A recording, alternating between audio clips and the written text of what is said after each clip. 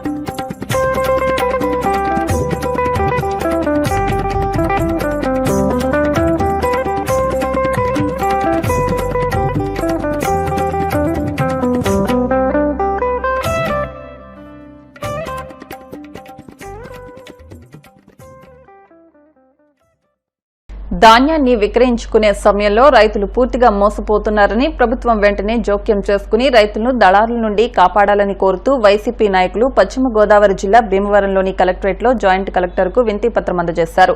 వైఎస్సార్సీపీ జిల్లా అధ్యక్షులు ముదునూరి ప్రసాదరాజు మాట్లాడుతూ ధాన్యం అమ్ముకోవాలంటే రైతులు నరకయాతన పడుతున్నారని, దళారుల చేతిలో రైతులు మోసపోతున్నారని ప్రభుత్వం వెంటనే వారికి న్యాయం చేయాలని డిమాండ్ చేశారు. నాయకుల పొగడ్తలు తప్పితే రైతుల బాధలను కూటమి ప్రభుత్వం పట్టించుకోవడం లేదని విమర్శించారు. మాజీ మంత్రి కారుమూరి నాగేశ్వరరావు మాట్లాడుతూ కూటమి ప్రభుత్వ పాలన రైతుల పాలిట శాపంగా మారిందన్నారు. 9,20,000 టన్నుల ధాన్యం పండిందంటున్నారని, కొనుగోలు మాత్రం టార్గెట్ల పేరుతో చేయడం లేదని ఆరోపించారు. ఈ రోజున పశ్చిమ గోదావరి జిల్లా రైతుల తరపున వైఎస్ఆర్ పార్టీ అందరం కూడా కలెక్టర్ గారికి రికమెండేషన్ ఇవ్వడం జరిగింది. ప్రధానంగా పశ్చిమ గోదావరి జిల్లాలో ప్రధానమైనటువంటి పంట వరి. మరి ఇప్పుడు వరి కోతలకు వచ్చి ధాన్యం మోసూళ్ళు అయ్యేటువంటి సీజన్. మరి ప్రభుత్వపరంగా దాల్వా కానీ సాల్వాకి కానీ హార్వెస్టింగ్ అవుతుండగానే ప్రతి రైతుకు కూడా ధాన్యం కొనుగోలు చేసి గిట్టుబాటు ధర అందించేటువంటి పరిస్థితి ప్రతి సంవత్సరం కూడా మనం చూస్తూ ఉన్నాం. కానీ ఈ సంవత్సరం ప్రకృతి సహకరించింది, మంచి పంటలు పండి మరి ఈ రోజున రైతు పండించినటువంటి ధాన్యాన్ని అమ్ముకోవాలని అంటే నరకయాతన పడుతూ ఉన్నాడు.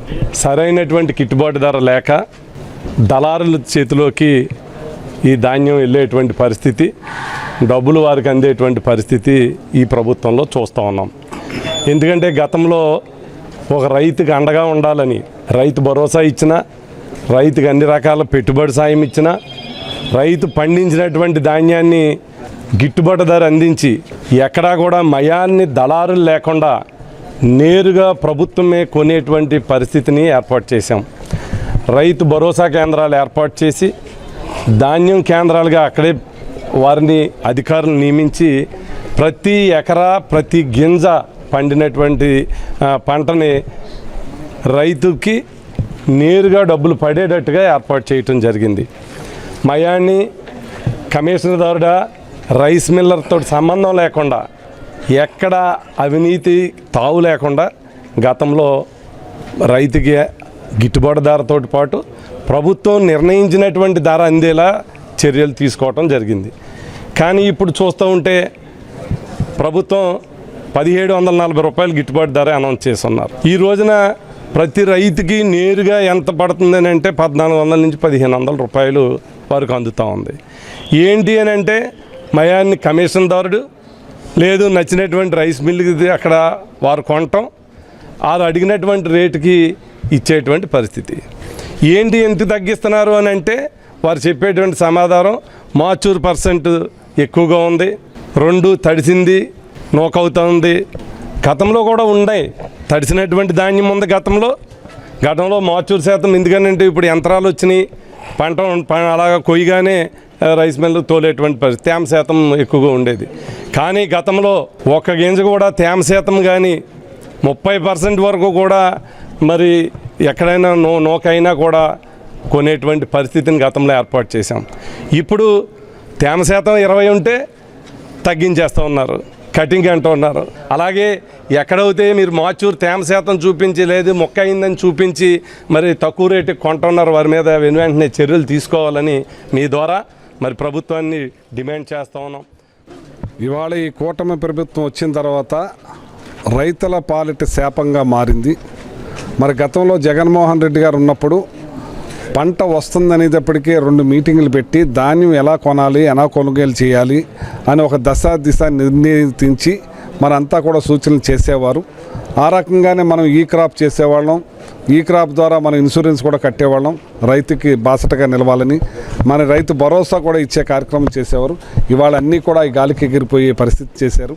ఇవాళ రైతుని గాలికి వదిలేసి ఇవాళ ధాన్యం కొనుగోలు విషయంలో జగన్మోహన్ రెడ్డి గారు ఒక బాధ్యతగా మరి రైతు భరోసా కేంద్రాల ద్వారా మరి అక్కడికి వెళ్ళి ధాన్యం శాంపిల్ తీసుకుని ఆ ధాన్యాన్ని మాయిచర్ చూసి ఇక్కడి నుంచి మళ్ళీ అక్కడ పంపించే ఏర్పాటు చేసేవారు. అక్కడ రైతు బాధ్యత ఒక ఆర్బీకే వరకే వచ్చే పని ఉండేది. ఇవాళ రైతుని ఆర్బీకేలను పక్కన పడేసేసి ఆ డైరెక్ట్ బ్రోకర్స్ ఎంటర్ అయిపోయి ఇందులోనూ వాళ్ళు ద్వారా ధాన్యం వెళ్ళే ఏర్పాటు చేసేటప్పటికి రైతుకి గిట్టుబాటు ధర పోయి 200-300 మధ్యలో పోయే విధంగా, అలాగే ఈ రోజున రైతు అలో లక్ష్మణ్ బాధపడే పరిస్థితికి వచ్చారు. ఇవాళ ధాన్యం బాగుంది, ధాన్యం బ్రహ్మాండంగా పండింది. ఇవాళ 9,25,000 ధాన్యం పండిందని చెప్పి మీరే అన్నారు. దగ్గర 10 లక్షల దాకా ఉంటుందని మా అంచనా.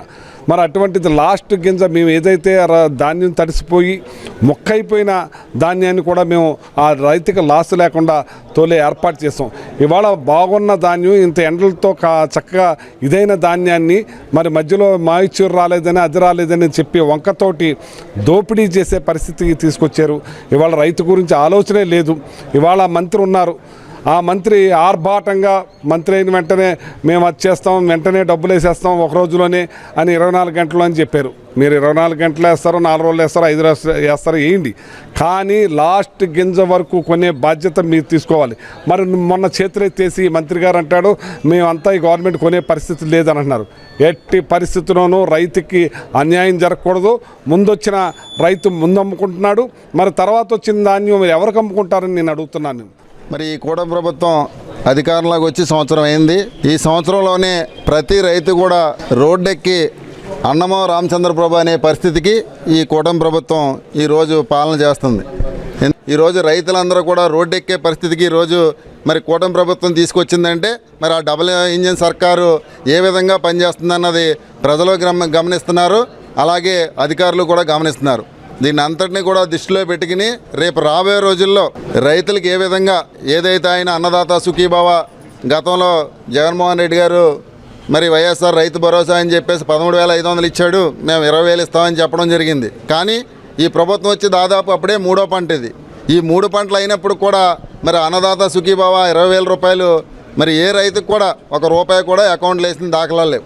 ఇలా ప్రతి ఒక్కటి చెప్పుకుంటూ పోతే ఏదైతే ఆయన ఎలక్షన్ ముందు హామీ ఇచ్చాడో హామీలను ఒక్కటి కూడా నెరవేర్చకుండా ఈరోజు ఏ విధంగా అబద్ధాలు చెప్తూ ముందుకెళ్తుందో ఈ కూటమి ప్రభుత్వం దయచేసి ప్రతి ఒక్కరూ కూడా గమనించండి. విద్య ద్వారానే జీవితంలో ఉన్నత శిఖరాలను అధిరోహించవచ్చని మాజీ ఎమ్మెల్యే గన్ని వీరాంజనేయులు అన్నారు. ఏలూరు జిల్లా భీమడోల్లోని మానవతా కార్యాలయంలో 10th పబ్లిక్ పరీక్షల్లో మండలంలోని ప్రభుత్వ ప్రైవేటు పాఠశాలలో మొదటి ర్యాంక్ సాధించిన విద్యార్థులను మానవతా సంస్థ ఆధ్వర్యంలో సత్కరించారు. గన్ని చేతుల మీదుగా మెమోంటో సర్టిఫికేట్, నగదు బహుమతి అందజేశారు. అదేవిధంగా 3 పీజీ విద్యార్థులకు 10,000 చొప్పున ఆర్థిక సహాయం చేశారు. ఈ కార్యక్రమంలో తొలుత మానవతా నూతన డైరెక్టరీని అతిథులు ఆవిష్కరించారు.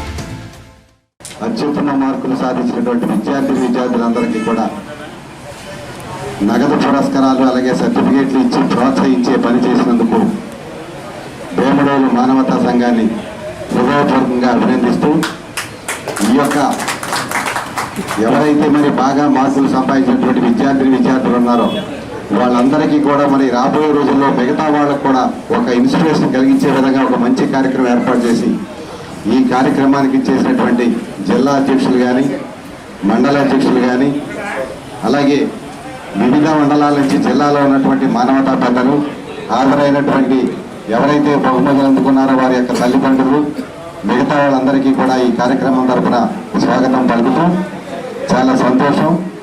ఇంతింతై ఒటిడింతై అనే సామెతగా మరి అది ఎప్పుడో రామచంద్రారెడ్డి గారు ఈ మానవతా సంస్థను స్టార్టింగ్లో చాలా చిన్న సంస్థగా ప్రారంభించినప్పటికీ కూడా అది వేణుకి ఈవేళ ఒక మహావృక్షమై మరి మండలమే కాదు జిల్లానే కాదు ఇతర జిల్లాల యావత్ రాష్ట్రం అంతా కూడా విస్తరించే కార్యక్రమాన్ని చేస్తున్నందుకు మానవతా కుటుంబ సభ్యులందరికీ అలాగే ఈ మానవతా కుటుంబ సభ్యానికి ఈ యొక్క మానవతా కుటుంబానికి ఆర్థిక సహాయ సహకారం అందిస్తున్నటువంటి ఎంతో మంది పెద్దలు దాతలు వారందరికీ కూడా పాదాభివందనం చేస్తూ, ఎందుకంటే ఎవరైతే మన మానవతకి ఇది 10 మందికి సేవ చేసేటువంటి ఒక నిఖార్సైన సంస్థ అని చెప్పి ఎంతో మంది లక్షలాది రూపాయలు ఇవ్వాలి విరాళాలు ఇచ్చి బ్రహ్మాండమైన కార్యక్రమాలు చేయడమే కాకుండా మరి మా భీమడ మా అందరికీ కూడా గర్వకారణమే.